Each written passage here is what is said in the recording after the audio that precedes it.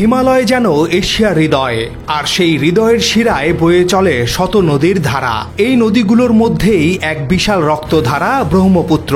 তিব্বতের Yarlung jumbo নাম নিয়ে যাত্রা শুরু করে এই নদী চীন, ভারত ও বাংলাদেশ অতিক্রম করে বঙ্গোপসাগরে মিশে যায়।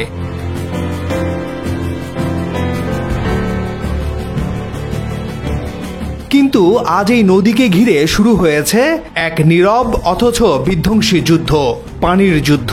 এই যুদ্ধে নামছে আঞ্চলিক শক্তি ভারত ও পরাশক্তি চীন, আর তাদের মাঝখানে পড়ে যাচ্ছে বাংলাদেশ, এক নীরব ভূরাজনৈতিক শিকার।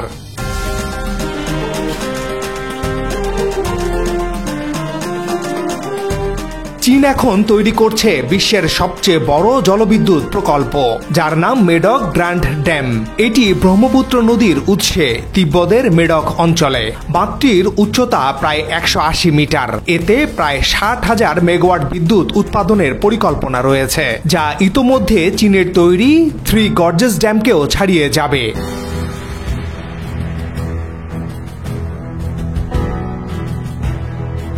বাস্তবায়নাধীন এই ড্যামের নির্মাণ ব্যয় আনুমানিক $60 বিলিয়ন এবং এটি সম্পূর্ণ হবে 2030 সালের মধ্যে। প্রশ্ন উঠছে, এই সময়ই কেন এমন মেগা প্রকল্পে ঝাঁপ দিল চীন? এর উত্তর লুকিয়ে আছে ভূ রাজনীতিতে।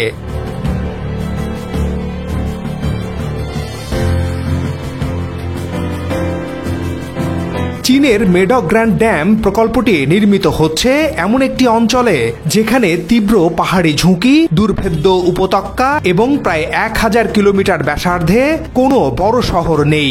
তাহলে প্রশ্ন, এত দুর্গম জায়গায় কেন এই প্রকল্প? এর উত্তর শুধু বিদ্যুৎ নয়, ভূ রাজনীতি ও কৌশল। কারণ চীনের লক্ষ্য একদিকে শক্তি উৎপাদন, অন্যদিকে এই অঞ্চলকে রূপান্তর করা এক শক্তিশালী সামরিক ঘাঁটিতে।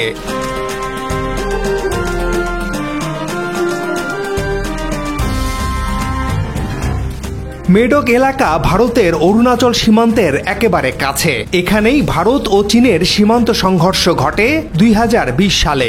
এখন চীন এখানে শুধু ড্যাম বানাচ্ছে না, বরং পাহাড় কেটে তৈরি করছে সড়ক, টানেল, সামরিক র্যাডার পোস্ট, এমনকি সম্ভাব্য হেলিপ্যাড ও রানওয়ে। ভারতের আশঙ্কা, এই ড্যাম একদিন হবে একটি ডুয়াল ইউজ, অর্থাৎ সিভিল ও মিলিটারি ইনস্টলেশন।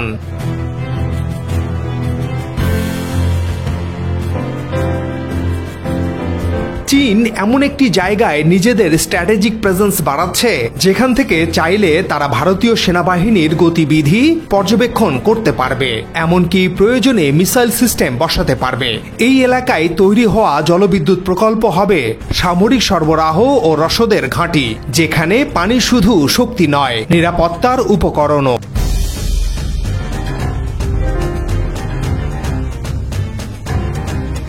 ভারতের সেনাবাহিনী একাধিকবার বলেছে মেডক প্রকল্পের আশপাশে PLA অর্থাৎ পিপলস রিপাবলিক আর্মির গোপন নির্মাণ চলছে, যদিও চীন কখনোই তা স্বীকার করেনি।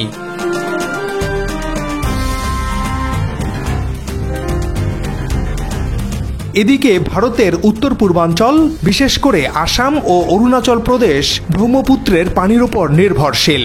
সেখানে এই বাঁধের প্রভাবে শুষ্ক মৌসুমে দেখা দিতে পারে তীব্র পানি সংকট, আর বর্ষায় হঠাৎ পানি ছেড়ে দিলে দেখা দিতে পারে বিপর্যয়কর বন্যা।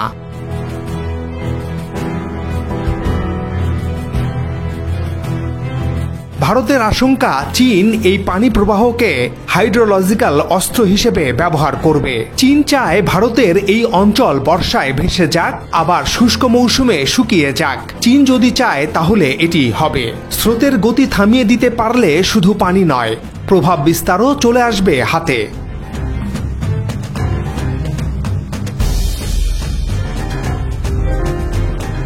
গত 1 মে থেকে এই বাঁধে পানি ধরে রাখার কাজ শুরু করেছে চীন। এই প্রকল্প বাস্তবায়নকারী প্রতিষ্ঠান পাওয়ার চায়না সম্প্রতি এক বিবৃতিতে বলেছে, প্রথম ধাপের পানি সংরক্ষণ সম্পন্ন হওয়ার পর পানি পৃষ্ঠের উচ্চতা 2344 মিটার হয়েছে। এটি মূল নদীর পানি পৃষ্ঠের চেয়ে প্রায় 80 মিটার বেশি।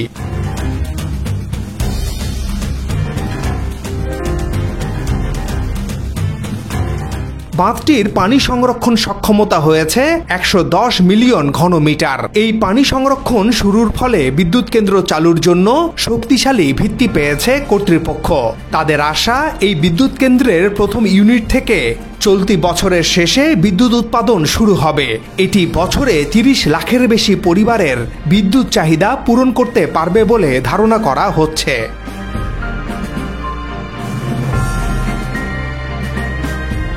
ভারতের যত উদ্বেগ। শুরু থেকেই এই প্রকল্প ঘিরে উদ্বিগ্ন ভারত, কারণ চীন একাধিকবার তাদের কাছে হাইড্রোলজিক্যাল ডেটা বন্ধ করে দিয়েছে। 2017 সালে ডোকলাম সংঘাতের সময় চীন হঠাৎ করেই ভারতের পানির তথ্য সরবরাহ বন্ধ করে দেয়, যার ফলে ভয়াবহ বন্যায় পড়ে আসাম ও অরুণাচল। তখনই ভারত বুঝে যায় চীন কেবল পাহাড় থেকে পানি ছাড়ে না, ছাড়ে হুমকিও।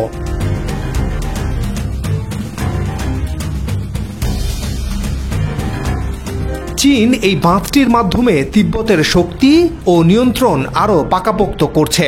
মেডোক হলো এমন একটি অঞ্চল যেখানে পূর্বে কোনো স্থায়ী অবকাঠামো ছিল না। এখন সেই দুর্গম পাহাড়ি অঞ্চলকেই চীন পরিণত করছে শক্তির ঘাঁটিতে।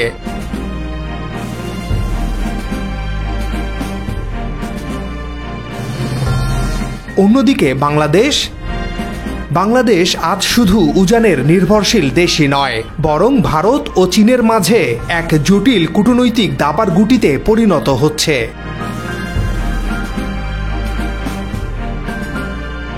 ভারত আমাদের প্রতিটি অভিন্ন নদীতে নিয়ন্ত্রণ চায়। 54টি নদীর মধ্যে কোনো কার্যকর চুক্তি নেই।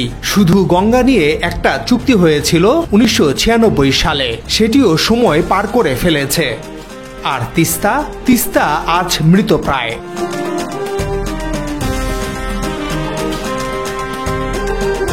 ভারতের পশ্চিমবঙ্গ রাজ্য আটকে রেখেছে পানি। বাংলাদেশ বারবার বলেছে, অনুরোধ করেছে, প্রস্তাব দিয়েছে, কিন্তু ভারত বলেছে অচিরেই হবে, আলোচনার পর্যায়ে আছে ইত্যাদি। কিন্তু বছর কেটে যাচ্ছে, চাষি পুকুরে তাকিয়ে থাকে, খাল শুকিয়ে গেছে।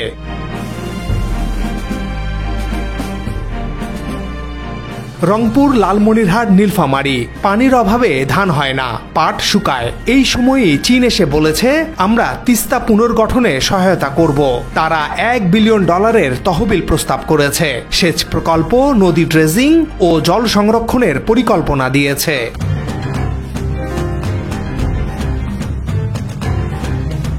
আর এখানেই ভারত ভয় পায়, কারণ তারা জানে বাংলাদেশের জল সম্পদে যদি চীন প্রভাব বিস্তার করে তাহলে শুধু পানি নয়, বাংলাদেশও রাজনৈতিকভাবে ভারতের জন্য নতুন হুমকি তৈরি করতে পারে। বিশেষ করে সেভেন সিস্টার্সের এত কাছে চীনের উপস্থিতি ভারতের জন্য হয়ে উঠতে পারে ভূ রাজনৈতিক ফাঁদ। তাই ভারত একদিকে নিজে তিস্তার পানি আটকে রাখে, আর অন্যদিকে চীনকে বলে বাংলাদেশে পানি প্রকল্পে হাত দিও না।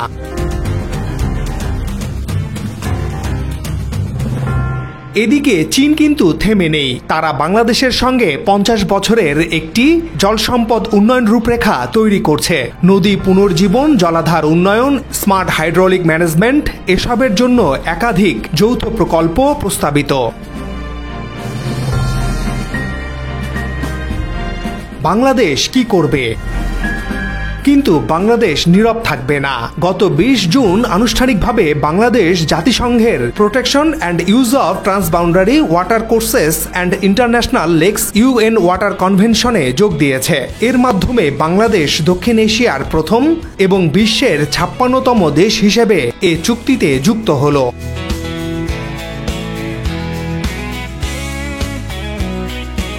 ফলে বাংলাদেশ এখন নিজেদের অধিকারের কণ্ঠস্বর শুধু ভারত কিংবা চীনের কাছে নয়, আন্তর্জাতিক প্ল্যাটফর্মেও তুলে ধরতে পারবে। ভূ রাজনীতির এই লড়াইয়ে আমাদের দরকার স্মার্ট কূটনীতি, বিকল্প পরিকল্পনা ও টেকসই জোট।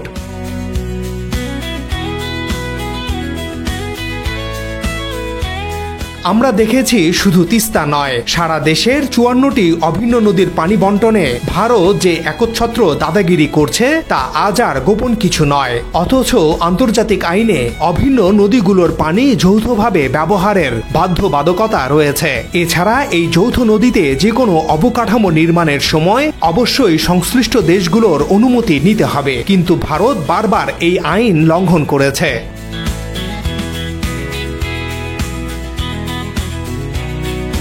ভারতের অবস্থান হচ্ছে আপস্ট্রিম বলে সব পানি আমাদের, ডাউনস্ট্রিমের দেশগুলোকে আমরা দয়া করে যা দেব সেটাই তাদের প্রাপ্য। কিন্তু না, পানি কারো দয়ার বিষয় না, এটি অধিকার। একদিকে বাংলাদেশ আন্তর্জাতিক মহলে অভিন্ন নদীর পানি নিয়ে ভারতের দাদাগিরির বিরুদ্ধে জনমত তৈরি করবে, অন্যদিকে তিস্তা সহ 54টি নদীর পানি ব্যবস্থাপনায় চীনের সাথে 50 বছরের কৌশলগত পরিকল্পনা করছে। এটা দারুণ আশার খবর।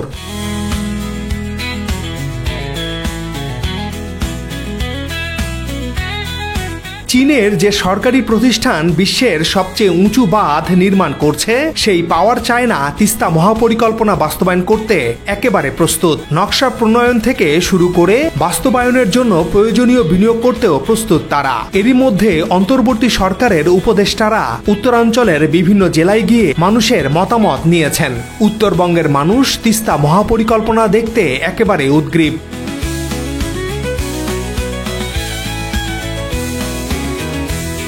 পূর্ব চীনের জিয়াংসু প্রদেশের সুকিয়ান সিটির আদলে তিস্তার দুপারে পরিকল্পিত স্যাটেলাইট শহর, নদী খনন ও শাসন, ভাঙ্গন প্রতিরোধ ব্যবস্থা, আধুনিক কৃষি সেচ ব্যবস্থা, মাছ চাষ প্রকল্প, পর্যটন কেন্দ্র স্থাপন করা হবে। এতে 7 থেকে 10 লাখ মানুষের কর্মসংস্থান হবে।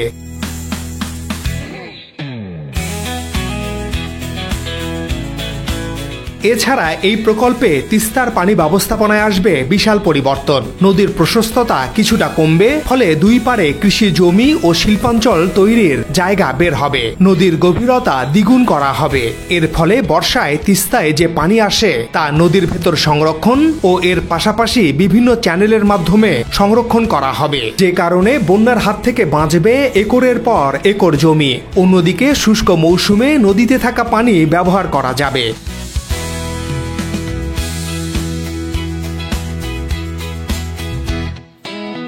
অর্থাৎ ভারত যদি শুষ্ক মৌসুমে স্বাভাবিক পানি না ছাড়ে তাহলেও কোনো সমস্যা হবে না। বৃহত্তর রংপুর শুধু কৃষিনগর নয়, ফসল উৎপাদন, শিল্প কারখানা স্থাপন, নৌবন্দর ও স্যাটেলাইট শহর নির্মাণের মাধ্যমে এই অঞ্চল হয়ে উঠবে অর্থনৈতিকভাবে সমৃদ্ধ নগরী।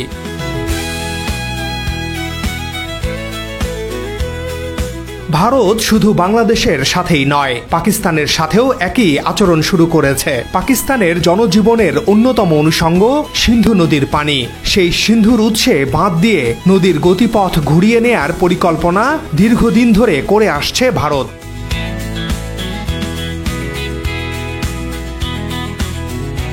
এবারের পাক ভারত যুদ্ধের পর নতুন বাহানা পেয়েছে ভারত। তারা ঐতিহাসিক সিন্ধু নদীর পানি চুক্তি স্থগিত রেখেছে, পানিকে হাতিয়ার হিসেবে পাকিস্তানের বিরুদ্ধে ব্যবহার করছে।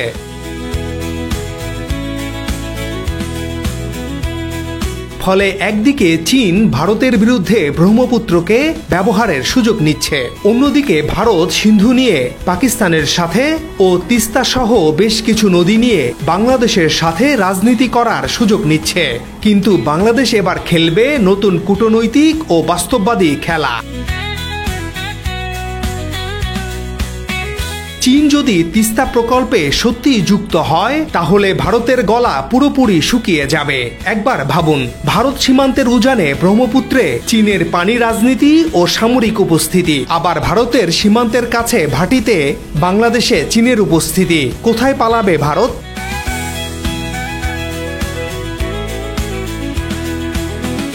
দর্শক, আপনাদের মতামত আমাদের কাছে অমূল্য।